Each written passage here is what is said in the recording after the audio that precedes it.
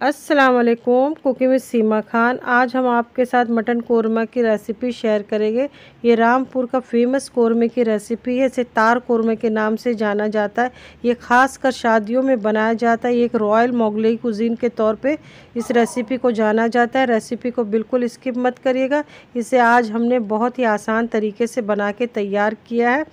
Recipe start करने से पहले रिक्वेस्ट है, चैनल को जिन्होंने नहीं सब्सक्राइब किया है वो सामने दिए हुए लाल बटन को दबा दें और घंटी के बटन को प्रेस कर दें।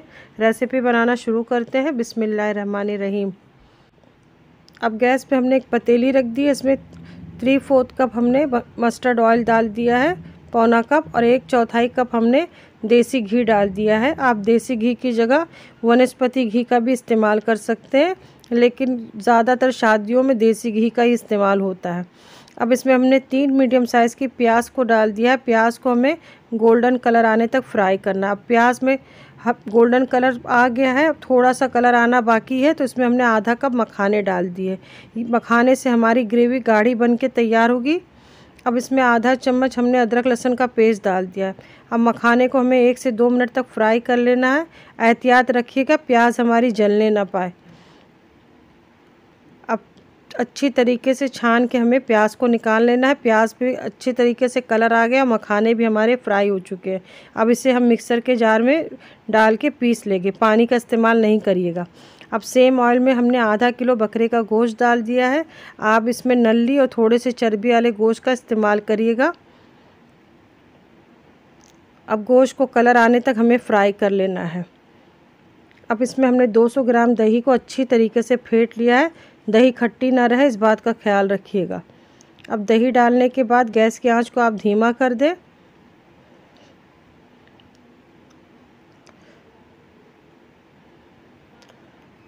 अब इसमें हमें 2 टेबलस्पून भर के अदरक लहसुन का पेस्ट डाल देना है।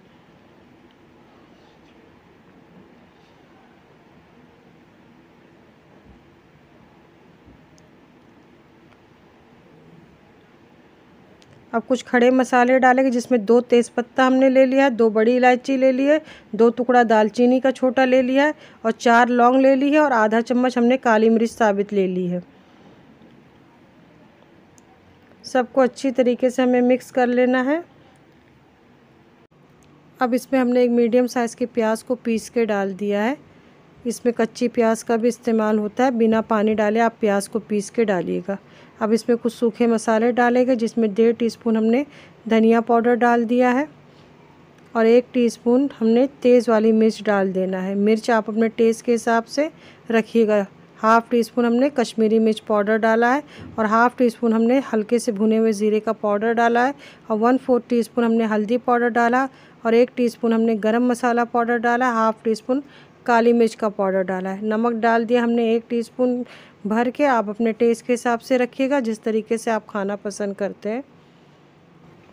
अब इसमें हमने मखाने और प्याज का पेस्ट तैयार जो किया है इसे डाल देंगे।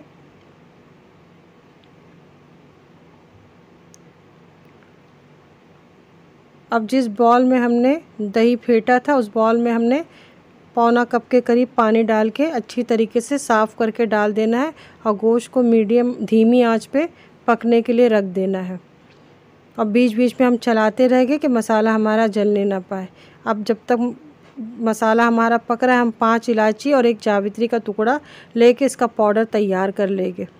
अब हमने 1 टेबलस्पून नारियल का बुरादा ले लिया है, और 1 टेबलस्पून तरबूज की बीज ले लिए। इसका भी पाउडर हम अलग से तैयार कर लेंगे। पानी का इस्तेमाल हमें नहीं करना है, हमें इसे ड्राई पीस के अलग अलग रखना है। अब गोश्त को हमने 15 से 20 मिनट तक पका लिया धीमी आंच पे। तेल नज़र आने लगा है तो हम गैस की आंच को तेज़ कर देंगे, और इसमें हमने जो तरबूज के बीज और नारियल का बुरादा पीसा है इसे डाल देंगे। नारियल का बुरादा, तरबूज के बीज डालने के बाद इसे हमें अच्छी तरीके से भूनना है, ताकि मसालों का कच्चापन अच्छी तरीके से दूर हो जाए और तेल नज़र आने लगे। तब तक हमें इसकी भुनाई करना है।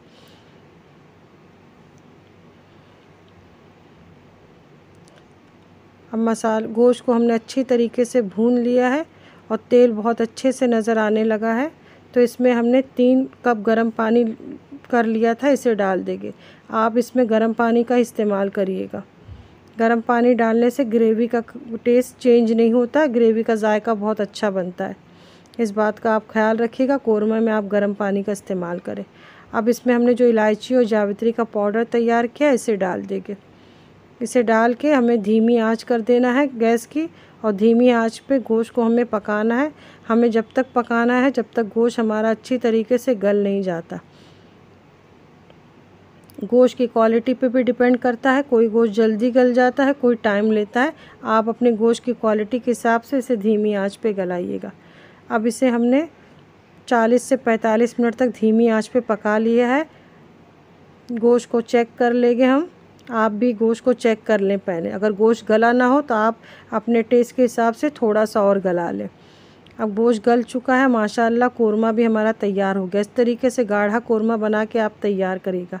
कोरमे में इसी तरीके से तार बनना चाहिए, इसीलिए इसका नाम तार वाला कोरमा है कि एक तार सी बन जाती है जब इस कोरमे को हम चम्मच से नीचे गिराते हैं। तो आप इसी तरीके से इसे बनाइएगा, गर्मा गर्म सर्व करिएगा पराठे के साथ या तंदूरी रोटी या नान के साथ।